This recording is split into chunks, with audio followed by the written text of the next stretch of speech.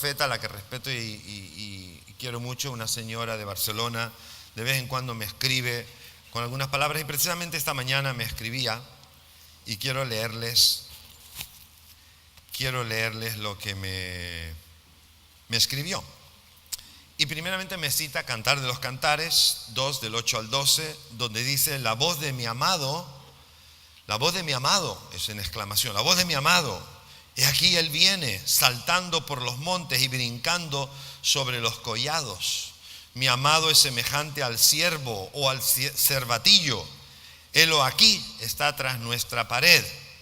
Está tras nuestra pared. Y ella entonces entre paréntesis pone que tenemos que derribar.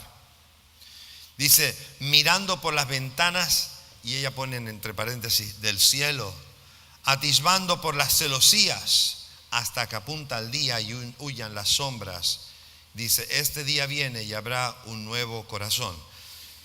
Y ahora me escribe un párrafo que dice, mi amado habló y me dijo, levántate, iglesia mía, mi amada, y ven, porque he aquí ha pasado el invierno, se ha mudado, la lluvia se fue, se han mostrado las flores en la tierra. El tiempo de la canción ha venido y en nuestro país se oirá la voz de la tórtola. Muchos oirán y verán, otros se quedarán detrás de la pared. Dios mismo está mirando a todo amado y amada que se esfuerzan para que la esposa sea completada. España tendrá en su día y en su momento una visitación celestial. Y yo lo creo, creo que oramos por eso y anhelamos que esto sea así. Quiero compartirles una serie de versículos en relación a lo que estamos hablando. Me venía mucho la palabra conocimiento, ¿no? Conocimiento.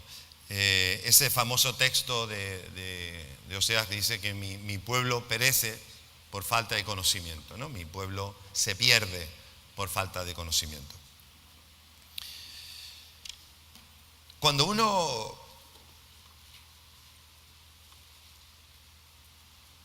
cierra los ojos y mira la vida,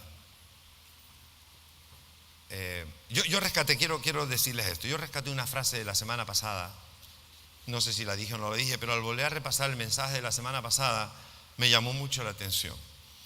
Hay una frase que yo les puse que dice así, el hombre ha perdido sus referencias, en términos generales, el hombre ha perdido sus referencias y no sabiendo su destino, se ha enredado en lo cotidiano, ha creado sus propias metas, se ha buscado su propio sentido y significado de la vida.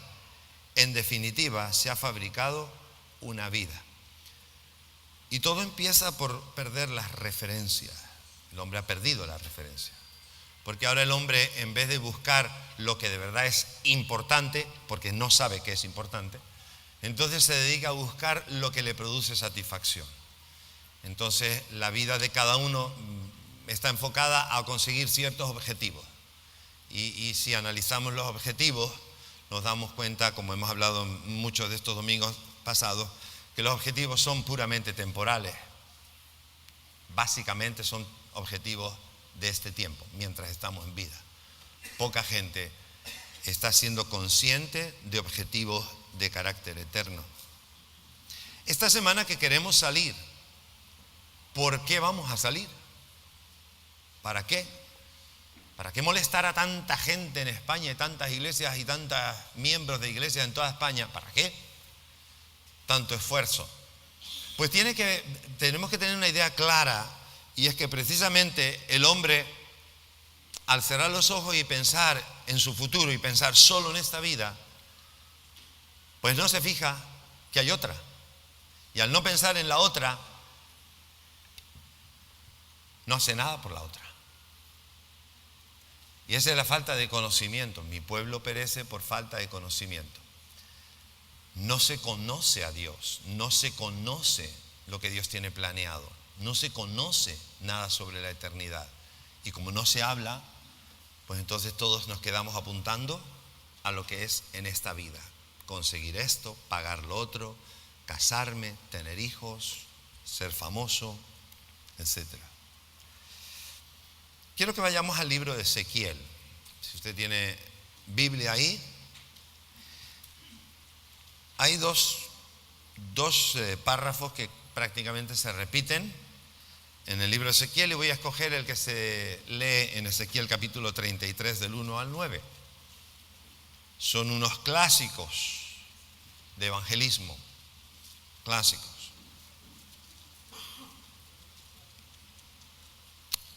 ¿Por qué tengo que predicar? ¿Por qué tengo que predicar?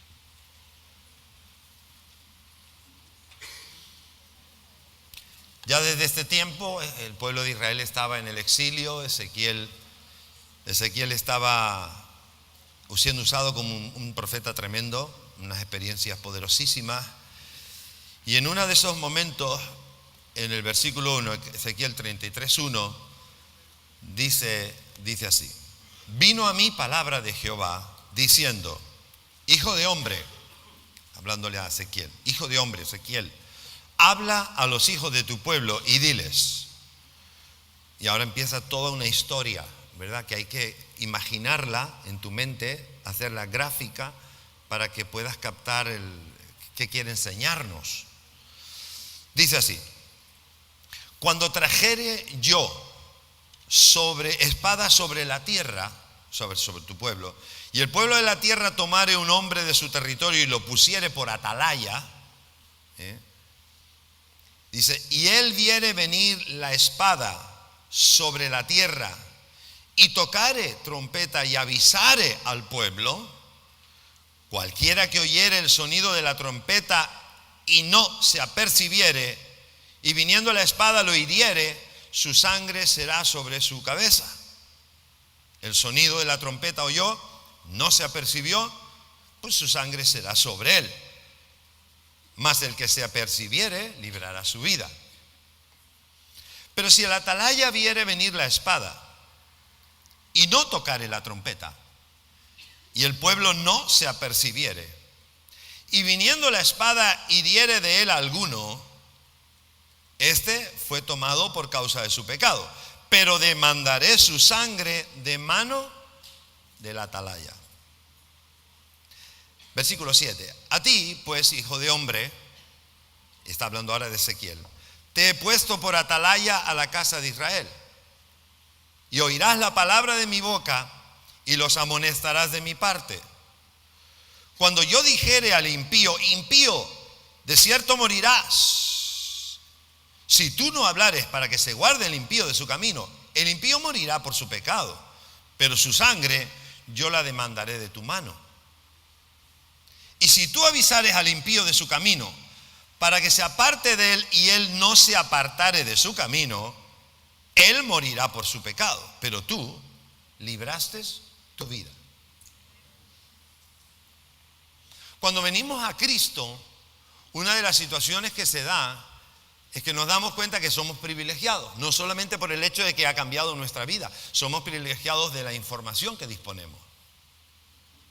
Y en ese momento, queramos o no, nos convertimos en este atalaya. Y aunque esta palabra viene directamente para tocar a Ezequiel, es una palabra que tiene que ver, hermanos, con el propio sacerdocio del pueblo. Porque los atalayas del pueblo que avisan de lo que Dios dice, de lo que Dios opina, de los consejos de Dios, esos atalayas son los sacerdotes. Venimos aprendiendo que desde que Cristo vino, nos hizo a todos sacerdotes. La clase sacerdotal desaparece en sí misma y ahora todos nosotros somos sacerdotes. Es decir, que ahora mismo todos nosotros nos convertimos en esos que cuando Dios habla, tenemos que llevar su mensaje. Y vuelvo a repetir la idea del atalaya. ¿Qué es un atalaya? Es un vigía. Un atalaya es un centinela puesto en un puesto alto, ¿verdad? Y la idea, ¿por qué lo ponemos? Pues para que cuando algo de afuera de la ciudad o de la fortaleza, algo amenace la seguridad de la fortaleza, pues entonces el atalaya da el aviso para que los que están dentro se preparen. Como sea, pero se preparen. Si el atalaya no dice nada, lo que se está preparando de afuera viene y por sorpresa, porque nadie advirtió, el atalaya no advirtió, por sorpresa vendrá y traerá el mal a toda la fortaleza, a toda la ciudad. Entonces, ese ejemplo tan claro, tan gráfico, es una parábola perfecta. Ese es lo que Dios está hablando a su iglesia en este tiempo. Queramos o no, tú y yo tenemos el privilegio de tener una información que el mundo no tiene. Tenemos el privilegio de tener información relativa a lo que Dios va a hacer en el futuro. Y lo que Dios va a hacer es un juicio. Dios va a hacer un juicio con J. En otras palabras, no se va a cortar un pelo. Él va a hacer lo que ha dicho que va a hacer. Se va a sentar en su trono, va a sacar su ley y va a juzgar al mundo conforme a lo que Él ha enseñado. Nos guste o no nos guste, nos parezca bien o nos parezca mal, píntalo del color que quieras, mira para donde quieras, esa es la manera en que el Señor dice que lo va a hacer. Y entre otras les digo, yo lo creo. Entonces de repente uno se da cuenta que el papel que tiene, aparte de ser buen esposo, proveedor de la casa, defensor de la familia y todo lo que tú quieras, aparte de eso, quiero que sepas que hay una demanda de Dios sobre tu vida para ser un atalaya de Dios. Porque Él ha dicho algo que tú ya sabes y que los que están en peligro no saben. ¿Por qué salimos esta semana? Precisamente por lo mismo, porque tenemos que ponernos de acuerdo para ir a los que no saben, a decirles lo que no saben, porque perecen por falta de conocimiento. Entonces yo tengo que venir con el conocimiento para decirle a la gente lo que tienen que hacer. ¿Por qué? ¿Porque no los quiero? No, al contrario, porque los quiero, porque los amo, porque deseo que les vaya bien. ¿En qué manera? En que se salven de un infierno cierto. Un infierno cierto. ¿Será que muchos cristianos en realidad no predican precisamente porque no creen de verdad en el infierno? ¿Será por eso? Creo en el infierno. Creo porque lo ha dicho el Señor, igual que creo en el cielo porque me lo ha dicho el Señor. Creo que nos va a juzgar porque lo ha dicho el Señor. Creo que se va a sentar en su trono. Y creo que en su misericordia está hoy obrando de una forma generosísima. Pero llega un día donde termina todo eso. Termina su misericordia, termina su generosidad y termina el tiempo de todo eso. Y llega el momento de ajustar cuentas. Eso viene advertido en la Biblia de principio a fin. Y ahora en el Nuevo Testamento se nos enseña a todos que nosotros somos precisamente esos sacerdotes que tienen que hacer esa tarea. No es solo orar por el mundo para que el mundo se convierta, no es solamente orar por el mundo para que el mundo vaya mejor. Por supuesto, todas esas cosas las hacemos, pero hay una prioridad por encima de todas las prioridades. Más que seas feliz en la tierra, es que los que no conocen a Dios lo conozcan para que se salven, para que tengan una oportunidad después de la muerte, porque no hay oportunidad después de la muerte, porque después de muerto, dice la Biblia, viene el juicio. Así que entre muerte y juicio no hay espacio para cambios, para oportunidades 2, 3, 4. No las hay. El único tiempo es aquí. En otras palabras, todos tus amigos, tu familia, tus padres, tus madres, todos los que tú conoces, que no conocen a Dios, si nada altera esa situación, si nada cambia esa situación hasta que ellos mueren, esas personas irán al infierno. Entonces lo que nos tiene que caer la moneda es de que, ¿qué voy a hacer sabiendo todo eso? Pues para eso está este proyecto en marcha, para despertar en el pueblo de Dios la urgencia, porque se cumple esto que dice el atalaya. Dice, si el atalaya viniere venir la espada, es decir, el peligro, ¿verdad? Y no tocare la trompeta, es decir, no avisa, ¿sí? Y el pueblo no se apercibiere. ¿Cómo se va a percibir si no se le avisa? Y el pueblo no se apercibiere, y viniendo la espada, hiriere a alguno de ellos, es decir, en la maldad llega, se cumple lo que se ha dicho, ¿verdad? Dice, Este fue tomado a causa de su pecado. Es decir, las personas pagarán por el pecado en que han vivido. Pero escuche lo que dice: pero demandaré su sangre de mano del atalaya. En otras palabras, lo que está diciendo es: la iglesia tiene una responsabilidad. Tú y yo tenemos una responsabilidad. Y Dios dice: tú eres atalaya, yo te he dado un mensaje, avisa al mundo, avísales. Avisa como sea. Estuvimos viendo cómo compartir por internet, estuvimos viendo distintas maneras de buscar formas de compartir las buenas nuevas, pero avisa, porque no solamente se trata de que ellos alcancen lo que no saben, sino que además tu responsabilidad, escúcheme hermano, si usted es cristiano, usted tiene la responsabilidad. Por esa responsabilidad se le va a exigir, se le va a demandar el cumplimiento de la misma. Usted tiene la responsabilidad, yo tengo la responsabilidad de avisar al que no conoce a Dios para que oiga de Dios, luego que haga lo que quiera, pero que oiga de Dios, tenga la oportunidad de tomar una decisión. Venga a Romanos capítulo 10. Romanos capítulo 10, versículos del 13 al 15. Otro clásico del evangelismo. Versículo 13 comienza diciendo: porque todo aquel que invocare el nombre del Señor será salvo. Y eso está bueno. El problema no es invocar. El problema es cómo llego yo a invocar si no se cumple el versículo 14. Dice: ¿cómo pues invocarán a aquel en el cual no han creído? ¿Y cómo creerán en aquel de quien no han oído? Ustedes creen que todo el mundo ha oído de Jesús. No es cierto.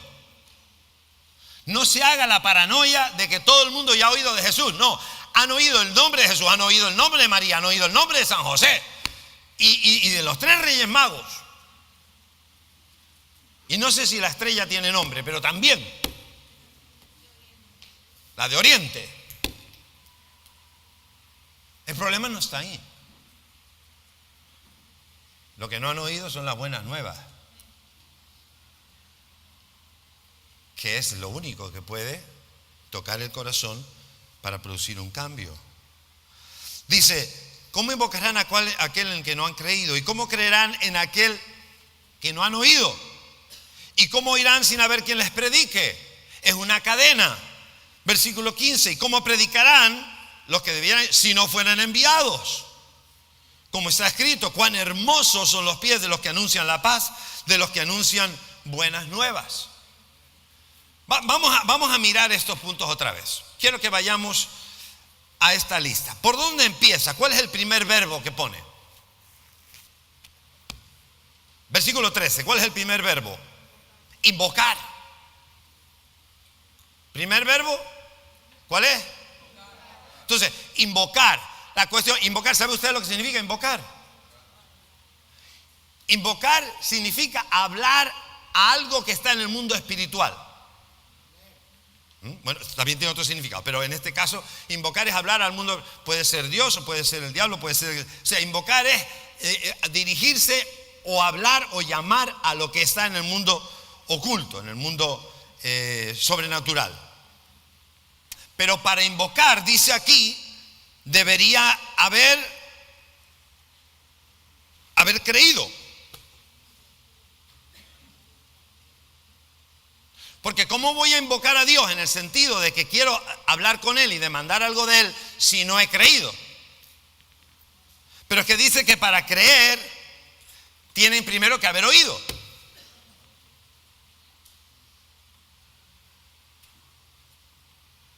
Y para oír, primero tiene que haber alguien que les predique. O sea, es una cadena.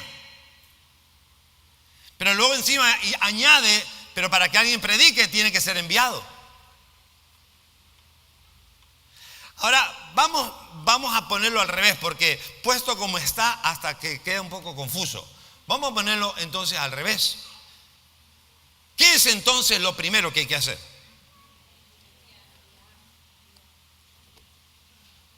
Es lo que estoy haciendo yo hoy con ustedes. Enviándolo.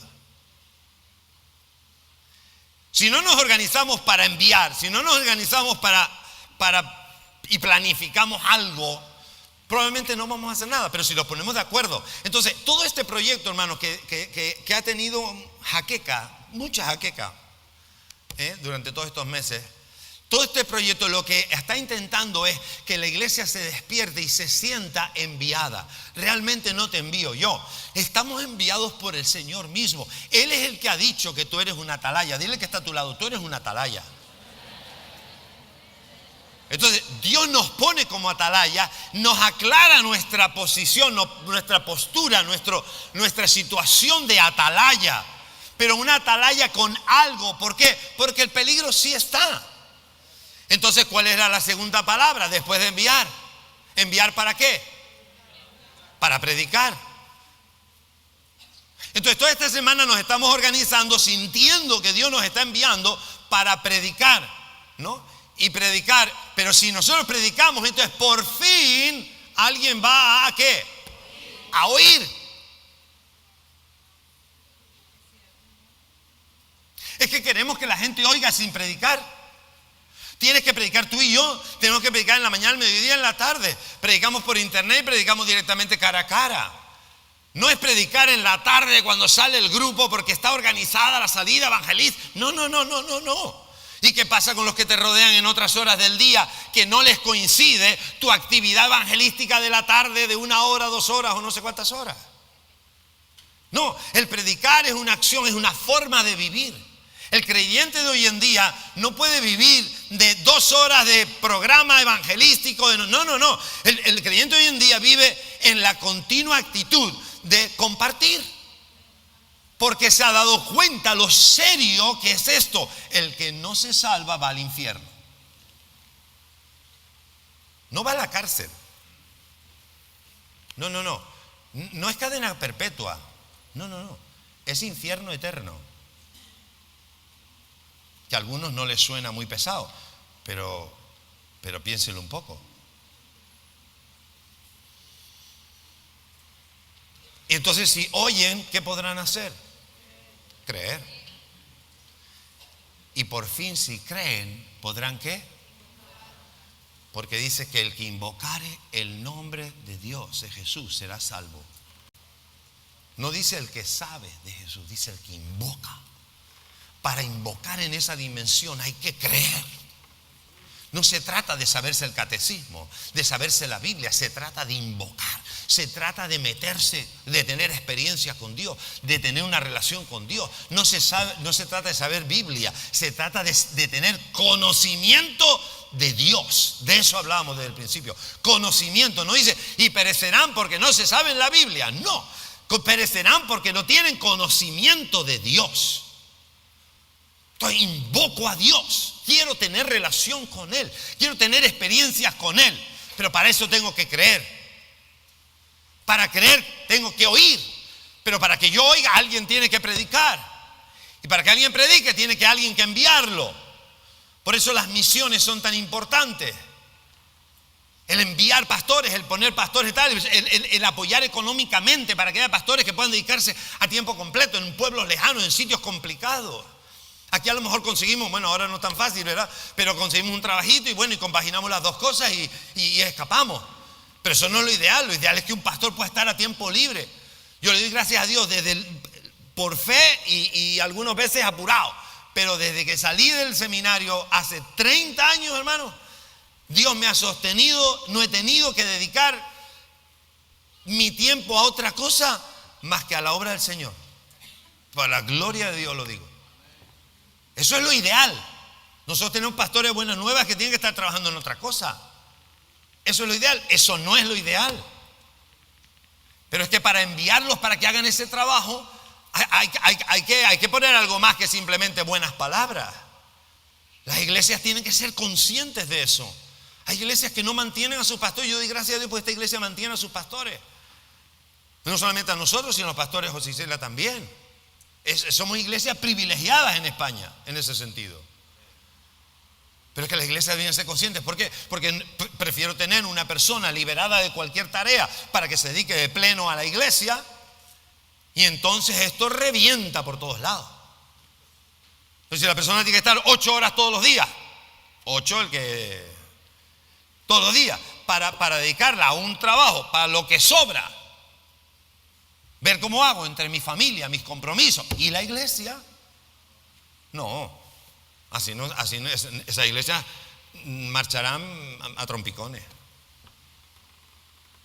¿Cuál es lo ideal? Entonces, lo ideal es poderlos enviar. Pero a nivel nuestro, de miembro, Dios le quiere enviar. Dile que está a tu lado, Dios te está enviando.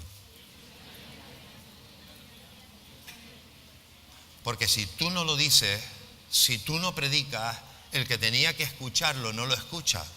Y al no escucharlo, no lo va a creer. Y como no lo cree, entonces no va a invocar a Dios. Lo que quiere decir es que pasará su tiempo de vida, morirá. Y es verdad. Escúcheme, es verdad, morirá por su pecado. Sí, sí. Y la justicia de Dios será justicia y todo lo que usted quiera. Pero déjeme advertirle, Dios demandará esa pérdida de aquel a quien envió a predicarle y no le predicó.